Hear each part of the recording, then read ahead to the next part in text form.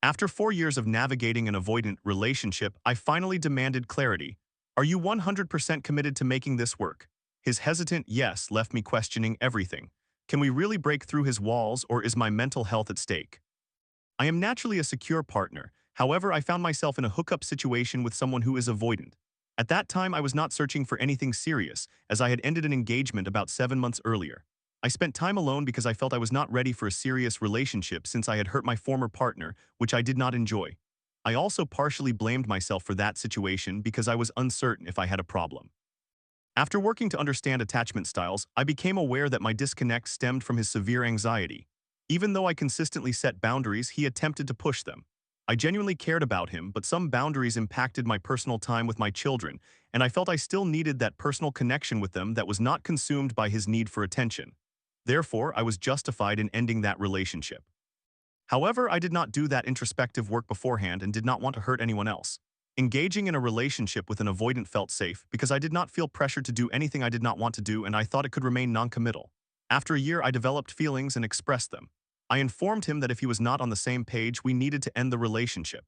He assured me that he was, and we began officially dating. I noticed some things felt off and communicated those observations.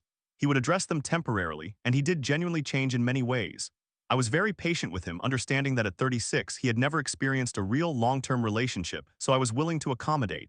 I also did not require much, just the basics. I made it clear from the beginning that I would not date someone for 5 years without any steps being taken toward marriage. He agreed, and we discussed this intermittently at my request to ensure we were aligned. The issue is that I think he felt comfortable during that time because he believed I would not pressure him or demand progress, allowing him to feel safe while becoming closer without feeling overwhelmed. Around year 4, I started to mention marriage more often and inquired about his thoughts and reservations. He expressed a few concerns. His job might require relocation, and one of my boundaries was that I would not move my children away from their father, who has always been very involved in their lives. I established this boundary at the start of our relationship and never altered it. My boyfriend asked me what type of rings I liked, and around Christmas, we had an argument because he chose to spend all his time off work in a different state with his family, knowing I would not see him during that time since I wanted to spend Christmas with my children, who also wanted to see their father. This has been a recurring issue during the Christmas season. I did not require a significant amount of time, just some communication and reassurance that at least some of his time off would be spent with me, as that was a priority. He failed to reassure me and did not communicate his plans to spend the entire holiday away until 3 days before his break. During this part of the year, it was common for us to see each other for around 4 to 5 hours a week late at night, as his job is extremely demanding during this period. I have no problem with this arrangement and am fine pursuing my own interests. However, I do require communication and for my partner to prioritize connection at some point. During this argument, he mentioned that he had purchased a ring, and I requested that he not give it to me at that moment because this was a significant issue that I needed to resolve before making an informed decision. He agreed. 3 months later, I discovered that he had been in contact with an old hookup throughout our relationship, and they frequently disrespected me by communicating as though they were still interested in each other, mostly on her part. But he played along as she had access to resources he needed. He downplayed our relationship to her, and when I questioned him about their relationship months before, he lied and claimed they never dated, never hooked up, and never had any connection beyond being college friends, stating she was married. I believed him and never questioned it again. I now realize that this was a deactivating strategy for him, but the deception was the core issue for me. I ended the relationship, but afterward I spiraled. I struggled to trust myself and could not comprehend how I allowed myself to fall in love with someone to that extent and consider him my best friend while he actively disrespected me. It led me to question many other aspects of my life as well. We have spent months apart since then. I have attended therapy, read books to understand attachment styles, exercised, tried new hobbies, formed new friendships, and focused on my relationship with God, among other things.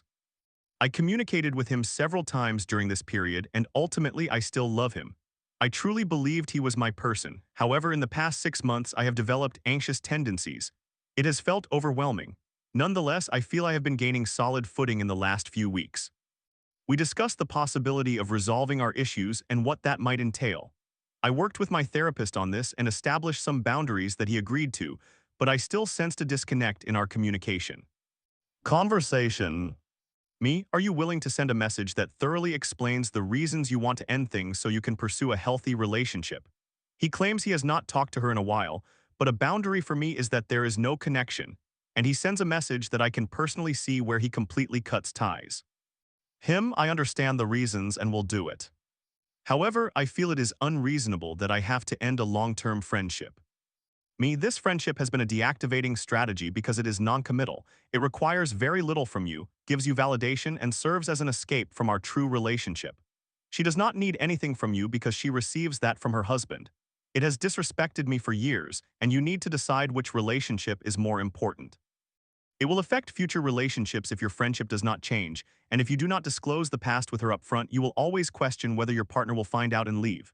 Her husband could also discover this. What would happen then? He has cancer, so I chose not to inform him about this as it could adversely affect his health. She lives in a different state, so seeing each other was not a concern. She will turn to you for all the things she requested from him.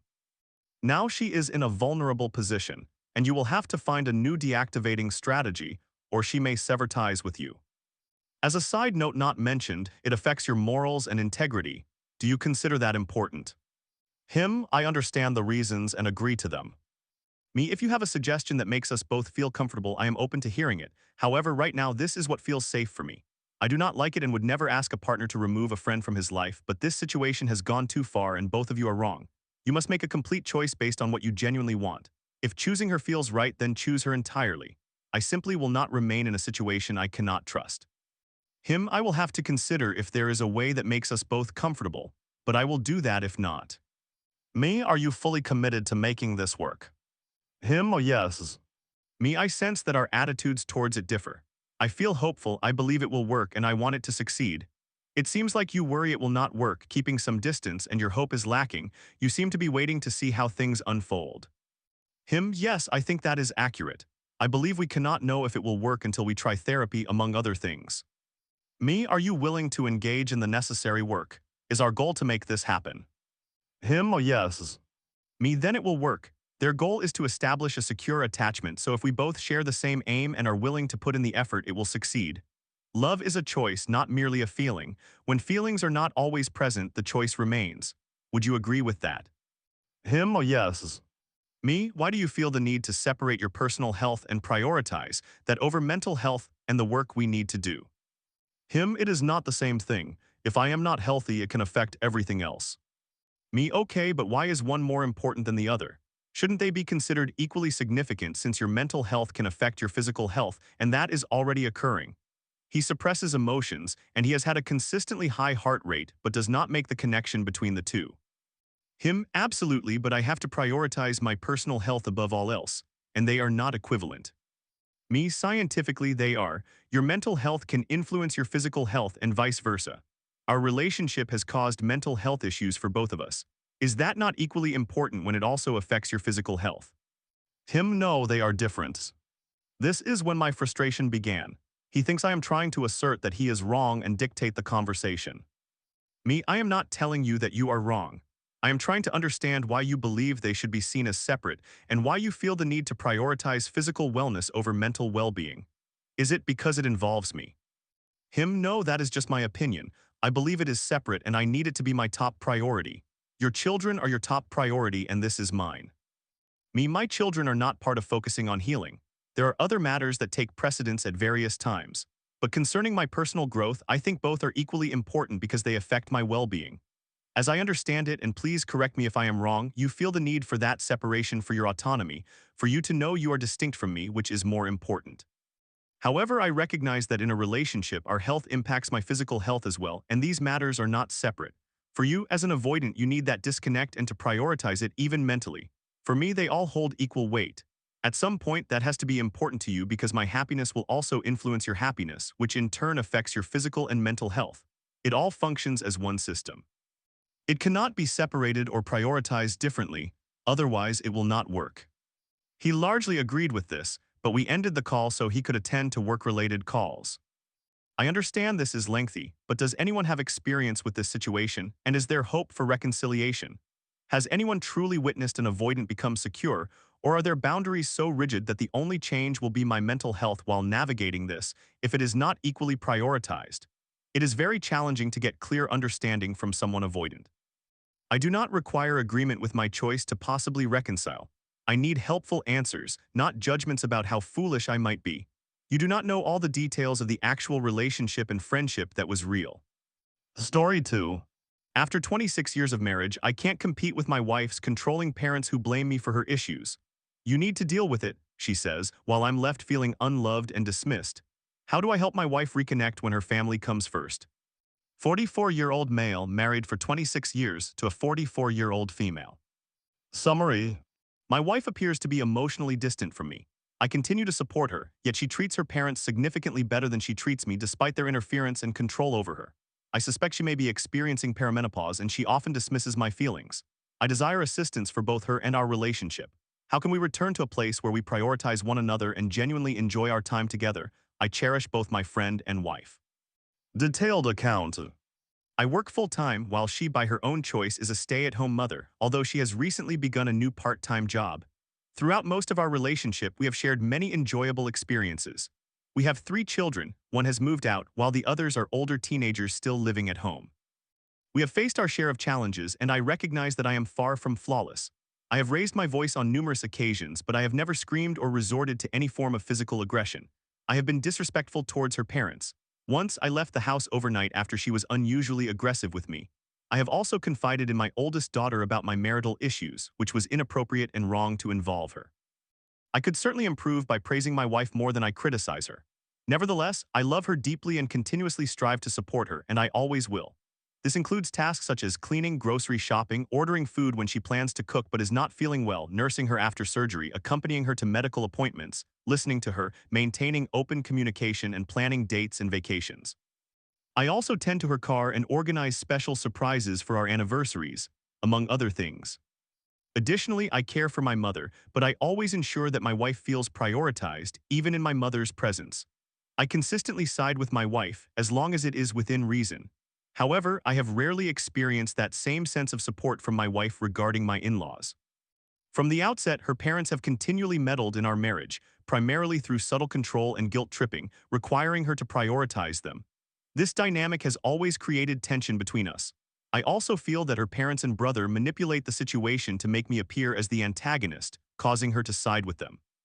In contrast, her aunts and grandmothers have always been welcoming and have refrained from interfering in our relationship, refraining from invoking guilt or excessive attachment. We generally enjoy each other's company when her parents are not mentioned or involved. Overall, I struggle to trust her parents and often wonder how they may be manipulating or controlling her during their phone calls or visits.